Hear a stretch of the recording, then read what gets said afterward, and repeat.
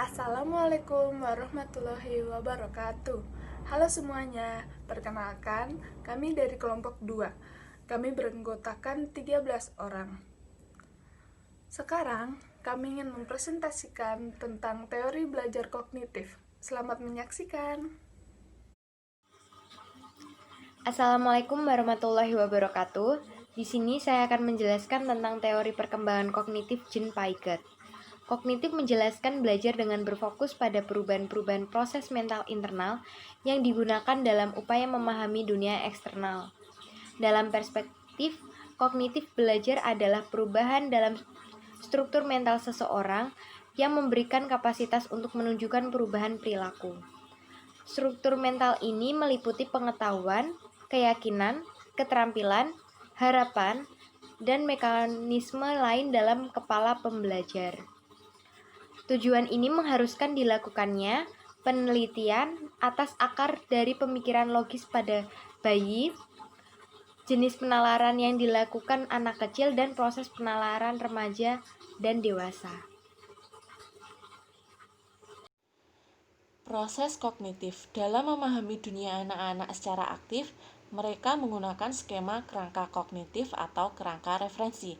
Piaget menyatakan bahwa ada dua proses yang bertanggung jawab atas cara anak menggunakan dan mengadaptasi skema mereka, yaitu asimilasi dan akomodasi.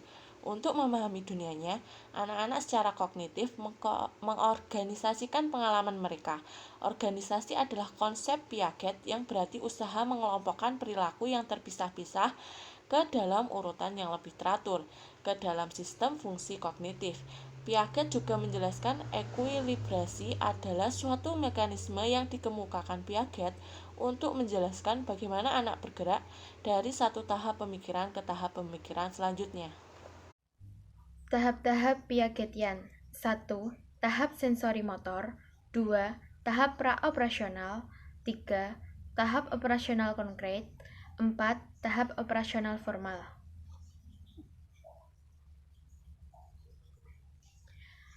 1. Tahap sensori motor. Dalam tahap ini, bayi menyusun pemahaman dunia dengan mengkoordinasikan pengalaman indera atau sensori mereka seperti melihat dan mendengar. Dengan gerakan motor atau otot, mereka menggapai, menyentuh, dan karenanya diistilahkan sebagai sensori motor. Pada awal tahap ini, bayi memperlihatkan tidak lebih dari pola reflektif untuk beradaptasi dengan dunia.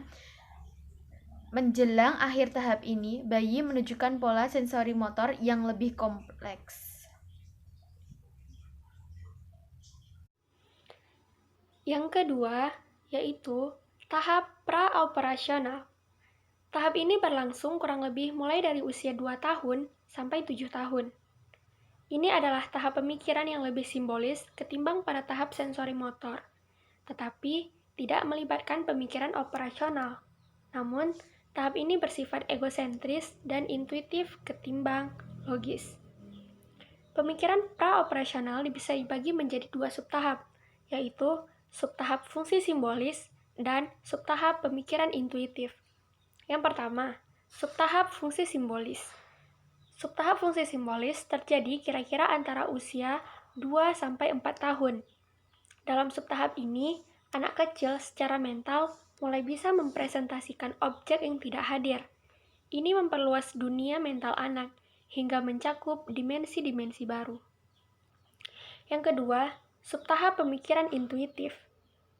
Subtahap pemikiran intuitif dimulai sekitar usia 4 tahun dan berlangsung sampai usia 7 tahun.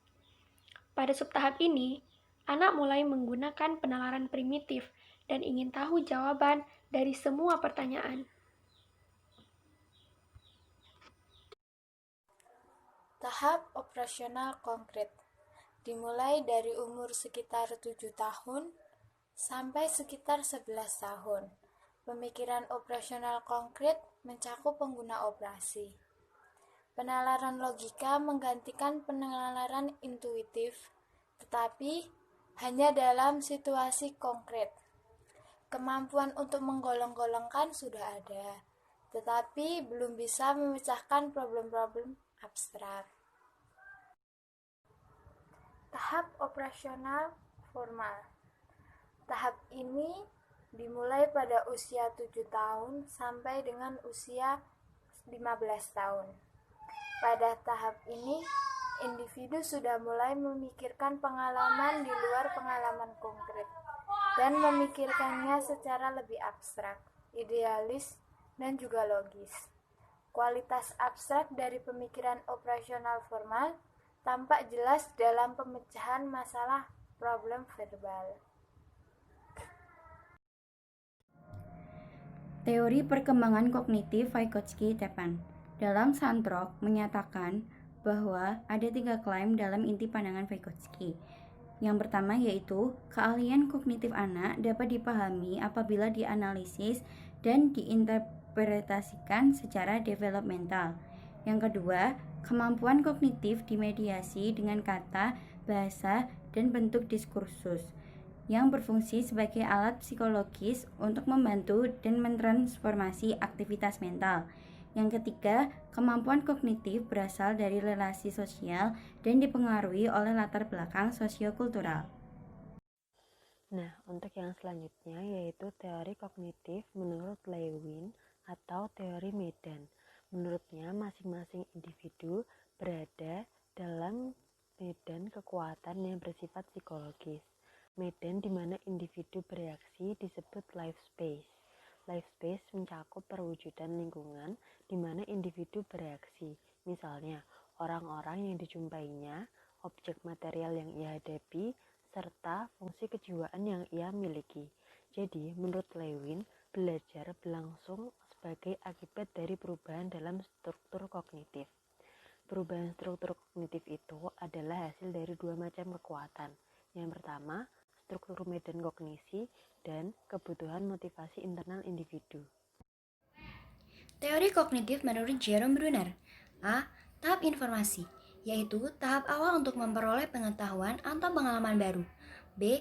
Tahap transformasi, yaitu tahap memahami, mencerna, dan menganalisis pengetahuan baru, serta mentransformasikan dalam bentuk baru yang mungkin bermanfaat untuk hal-hal yang lain. C. Tahap evaluasi, yaitu untuk mengetahui apakah hasil transformasi pada tahap kedua tadi benar atau tidak. Shia 2009. Jerome Bruner juga memandang belajar sebagai instrumental konseptualisme yang mengandung makna adanya alam semesta sebagai realita hanya dalam pikiran manusia.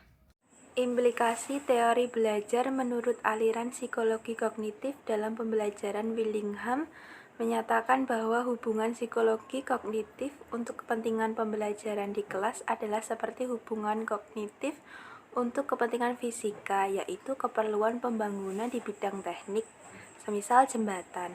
Memang pengetahuan tentang pikiran psikologi kognitif yang diperoleh dari percobaan tidak akan memberitahu guru cara mengajar anak-anak secara baik. Akan tetapi dalam teori belajar, Jerome Bruner berpendapat bahwa kegiatan belajar akan berjalan baik dan kreatif jika anak menemukan sendiri suatu aturan atau kesimpulan tertentu. Dalam hal ini, Bruner membedakan menjadi 3 tahap, yaitu Danim dan Khairil menyatakan bahwa guru-guru pada umumnya sudah tahu fakta kunci aktivitas di kelas, seperti perhatian sangat penting bagi kepentingan siswa belajar.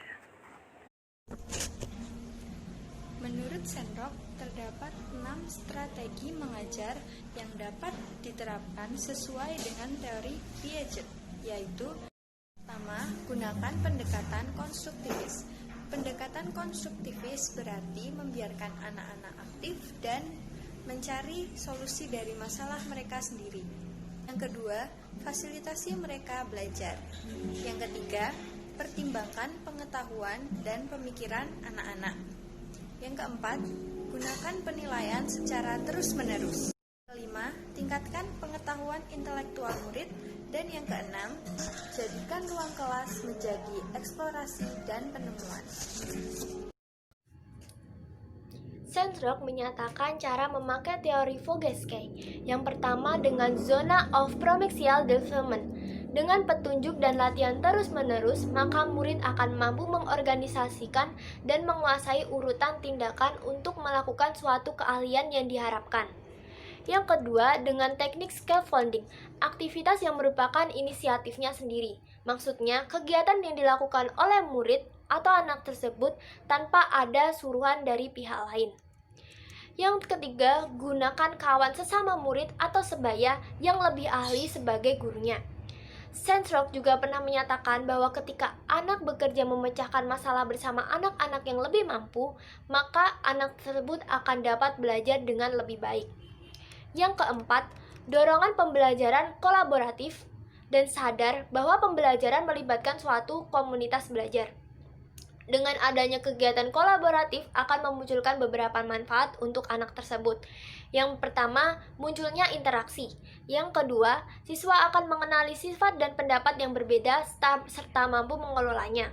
Yang ketiga, meningkatkan keberanian dalam memunculkan ide atau pendapat. Yang keempat, memupuk rasa tanggung jawab siswa dalam mencapai suatu tujuan bersama dalam bekerja. Dan masih banyak lagi manfaat yang akan didapat.